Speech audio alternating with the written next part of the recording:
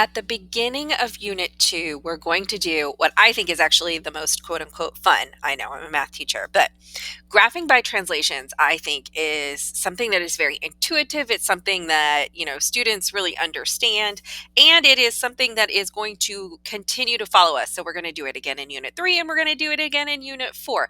So understanding the basics of graphing by translations is very important.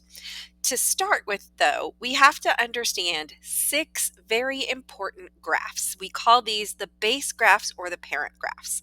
Our first base graph is going to be, what is the shape of y equals x squared? Now, you may already be familiar with this. So I made a quick little t-table over here, and I put my x's down, and I put what is that x squared, and we got all of these solutions. Now, when we are doing our graphing in this class, we need to have 3 main points, which we are going to call our base points. These points are the ones that we're going to graph on every single graph, and then we're going to see how changing the equation changes those points. In this case, the base points are 1, 1, 0, 0, and -1, +1. And when we start connecting, you can see those are in red here. When we start connecting these graphs together, what we get is this sort of U shape that spreads out farther and farther and farther. So, what is expected of you is that you can plot all 3 of the base points, and that you can draw the shape of the U that comes after that.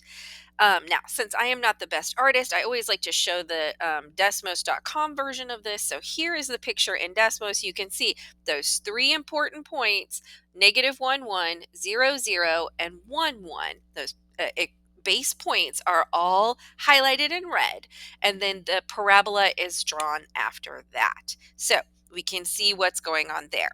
Our second most important point is, or our second most important graph is going to be y equals the square root of x. Now, what we should recognize is that squared and square root are opposites of one another. So these 2 graphs are actually going to look a lot alike one another. Let's go ahead and build the t-table together, though. So if x is -1, what is the square root of -1? Well, that's I. Remember, imaginary numbers are important, but they are not graphable and they are not real. So we can't use them in graphing or in real life situations. So when x is -1, there really doesn't exist a graph. In fact, any negative x, the graph doesn't exist. It just isn't there. The first time that we have a graph that exists is the number 0, because what is the square root of 0? Well, it's 0. What is the square root of 1? Well, it's 1. Now, most people want the next base point to be 2, but what is the square root of 2?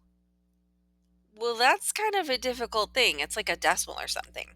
So our third base point, because we always have to have 3, our third base point for square root, what's the next number you can think of that you can take the square root of?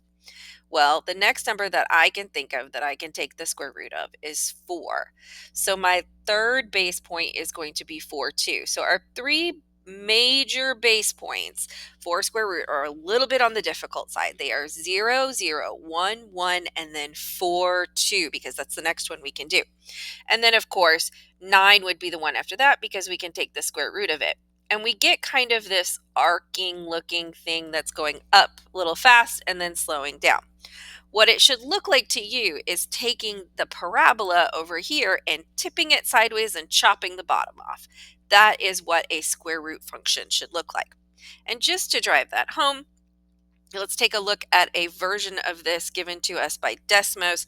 So here is that picture of Desmos, and you can really see this graph right here. And if I put, that's the square root graph, and if I put the x squared graph in, watch as it comes in. Do you see how, really, if we took that x squared graph, which is up and down, and just tipped it over sideways around the origin, you get exactly that picture right there. So they are very highly related to one another, and that's something that we need to understand.